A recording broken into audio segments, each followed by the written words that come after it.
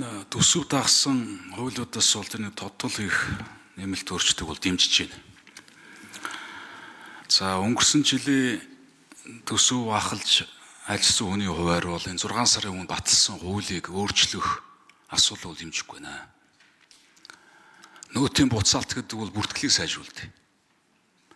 Бидний энэ татврын хуулиар ямар өөрчлөлт оруулах гэж байгаагаар өрхийн орлогыг дэмжих, өртөлгөө орлогыг дэмжснээр тэр худалдаа үйлчлэгээ жижиг дунд үйлдвэрлэлийг дэмжих энэ бодлого явж байгаа юм байна. Нөөтийн буцаалт бол шатлсан буцаалт тэр тусмаа. Зөвхөн харин энэ төсвийн үрээтэй холбоотойгоор энэ төсөв томоохон нөлөөлөл үзүүлэхээр хэд хэдэн асуудал төр ерөөс анхаарал хандуулахгүй байна л да. Энэ цалингийн асуудлыг одоо их хурл ярьдаг болмоор байна. Тэр сургууль нь, цэцэрлэг нь, эмнэлэг нь өөрсдөө цалингаа шийддэг болмоор байна. Одоо ингээл намар бүгдээрээ цалин дэвтгэрл ярина. Салбарын цалин дэвтгэрийг ярина. Энэ жилийн төсвийн алдагл ерөөсөө л та нар төсвийн хуулийг зөрчсөн шүү дээ. Зөвхөн багш нарын цалин нэмгэж яхад бүгдийг нэмсэн. Эрүүл мэндийн салбар 30% нэмэрэ гэж яхад 50 гараад нэмсэн. Тэр чинь төсөв алдагл нэмэлгүй яхад одоо энэ чинь баг үндсэндээ 1.7 их найдын төсвийн алдаглыг зөвөр л тэр нэмэлтээр л бий болгоцсон шүү дээ. Тэрийн цалингийн асуудлыг та нар энэ хаврын чуулганд багтаагаад энэ төсвийн тэр бүрдэх хэсгээс гаргамаар баг. Тэгээ тэр сургуульд нь, цэцэрлэгт нь, эмнэлэгт нь тэр шийдэх эрхийн үгмэр. Тэр захирал нь өөрөө хідээр цалинжуулах өөрөө шийдэг л дээ. Хоёрдугаар асуудал энэ мега төслүүдтэй холбоотой асуудал ирэмлээд яг явуулахгүй нэг тийш нь болохгүй л одоо энэ татврын багцуулаар хувийн орлогын татврыг бууруулна гэж байгаа. За тэнгууд одоо энэ орон нутгаас хэрэгжүүлж байгаа тэр олон төслүүд чи бүгдээрээ баахан том ухсан нөх болол дуусна. Энэ дээр нэг анхаарал хандуулбар.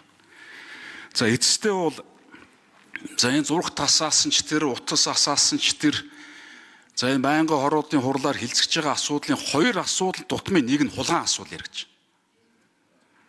Энэ хулгайн асуудал дээр одоо цэг таммаар байна. Их хурлын дарга.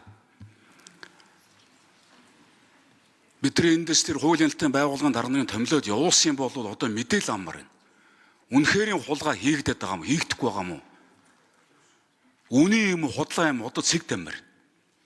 Иргэдтэй уулзсан ч хулгай ярьж байна. Зурх тасаасан ч хулгай ярьж байна. Өчтөрийн байнгын орооны хоёр асуудлын нэг нь хулгай ярьж байна. Түр хорооны асуудал ярьж байна, сонсголын асуудал ярьж байна. Хариу өгөх хүн байдаг. Энэ хуулийн ялтын байгууллага чинь байгаа юм болвол энэ үнэн, энэ нь худлаа гэд дэнслэмээр байна. Хэдий хүртэл ингэж явах гэсэн бэ? Тэр хүмүүсээ дуудаад авчираа суулаад байна чуулган дээр. Арайд энд чинь штэ.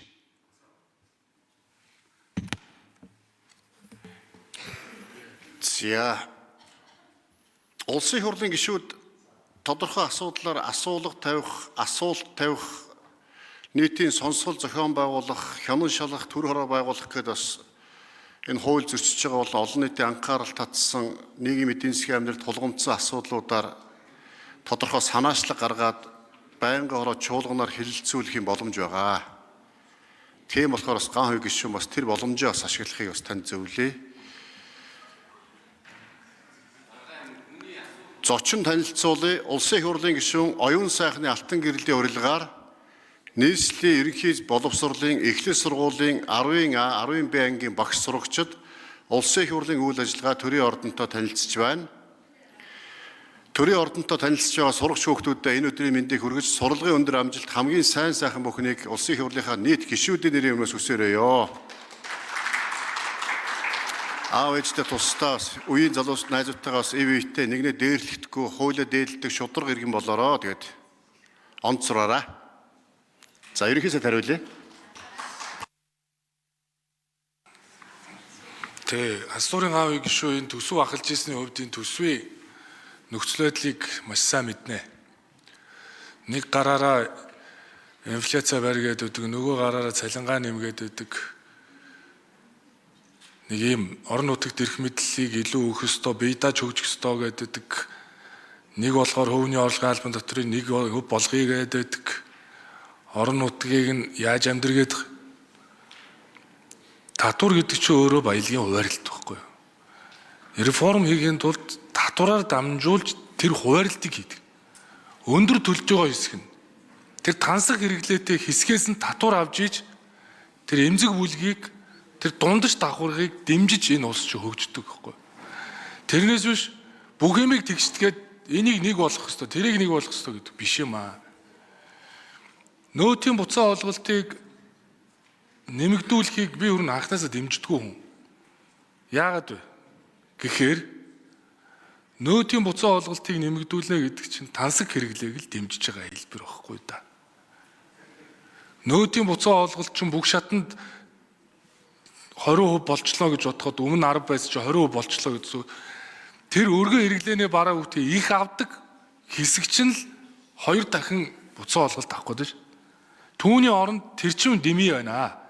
Ийм эдийн засгийн сорилттой үе түүний оронд хувь хүний орлогын албан татвар гэж одоо хувь хүний орлогын албан татвар буюу одоо цалингийнхаа 792 мянган төгрөг төөс доош хэсэгт нь хувь хүний орлогын албан татварыг тэгэлжээ л гэдэг байхгүй.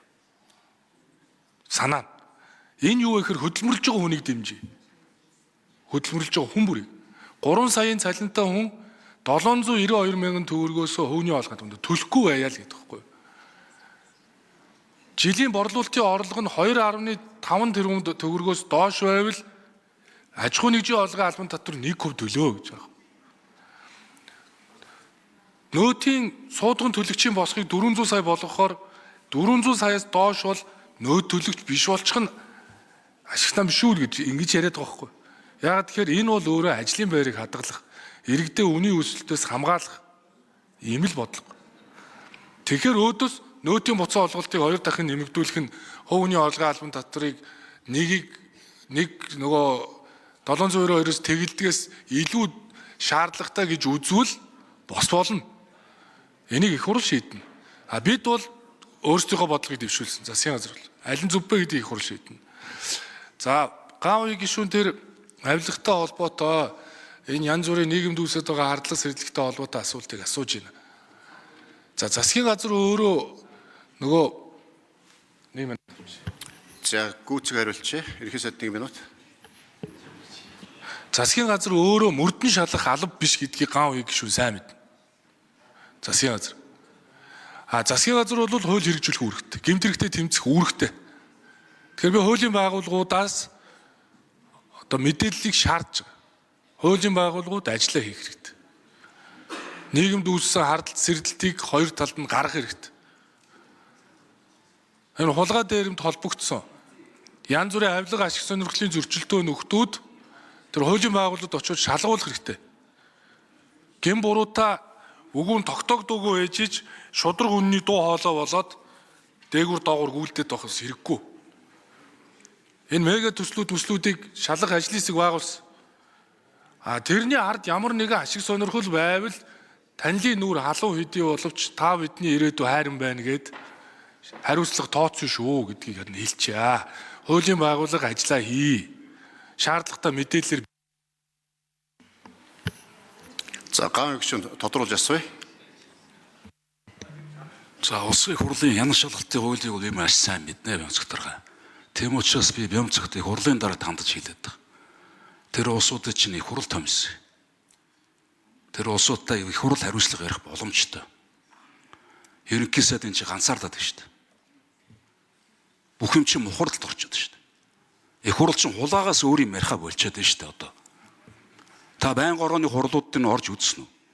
Өчигдрийн 2 байнга орооны хурлын 2 асуудлын нэг тутам дандаа хулгаан сонсгол төр орооны л асуудал ирж байна.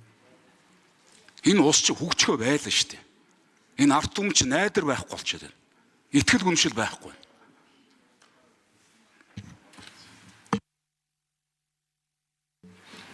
За ерхий сайд хариулъя. Тэгээ гаавын гишүүний үнэ. Одоо ер нь сүүлийн үед хулгаачиг бариараа гэдэг болоод биш. Ер нь бол авилгатаа тэмцэн гэдэг бол ёс зүй ярина гэдэг бол хариуцлага ярина гэдэг бол өөрөө ёс зүйтэй хүн хариуцлага ярьдээ шүү. Одоо хэн ялгадахаа болоод байгаа. Зарим улс төрчид. Тийм учраас засгийн газар бол шаардлагатай нотлох баримтууд, хууль хяналтын байгууллага шаардлагатай мэдээллүүдийг цаг тухайд нь гаргаж өгнө. Нийгэмд үүсэж байгаа мэдээлэл дээрээ дүн шинжилгээ хийж 2 талд нь гаргах хэрэгтэй. Дээрээс нь би хэлсэн шүү дээ. Би бол төсөл гацаагч биш. Би төсөлд гарц олдог ерөнхий сайд байна.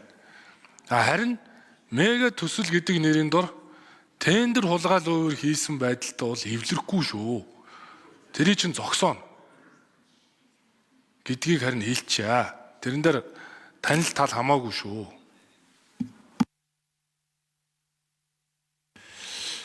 Улсын хурал дээр гай гүшинэ энэ хаврын чуулганаар Монгол Улсын ерөнхий прокурорын ажлын тайлан мэдээллийг сонсох ийм бас дэгтэй. Тэгээ энэ үедээс гэмт хэргийн нөхцөл байдал, эрүүгийн хуулийн хэрэгжилтийн талаар ерөнхий сайд мэдээлэл хийгдэх бах. Энэ үед одоос гишүүд нэлээд бэлтгэлтэй байж тодорхой асуудлуудыг ярьж, үнэхээр одоос гэмт хэрэг зөрчил гаргасан байдгүй хариуцлага хүлээх, бие биенээ гүтгэж гутааж доромжилсан болоос тэр үнэн зөвийг ялгах худал үннийг нь ийм зүйл ярих ёстой. Улсын хурлын чуулганы танхимд гишүүд одоо хэлсэн үгэнд хариуцлага хүлээхгүй гэдэг нэрийн дор бие биенээ гүтгэх, гэмт хэрэгт холбож ярих хэлэх бол бас хэрэгс хэтэрсэн байгаа. Яг дээрээ суудлаа олохгүй, доороо гүйдлээ олохгүй гэж их хурл нь өөрсдөө ингээд үнэн ч юм шиг, худлаач юм шиг, гэмт хэрэг хийсэн ч юм шиг, гэмт хэрэг үтгэгдсэн ч юм шиг ийм байдалтай байгаад байгаа бол зохимжгүй байгаа. Тэгэхээр энэ үед одоо улсын ерөнхий прокурорын мэдээллийг сонсох үед энийг л онцгой анхаарч ажиллацгаая.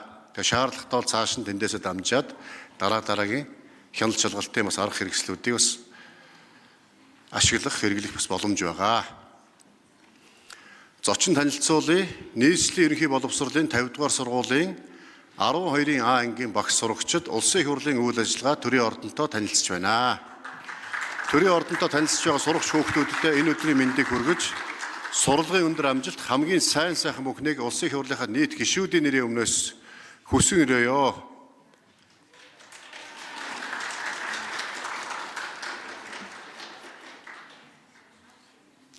Пүрэв сүрэнгийн Наранбаяр гишүүн.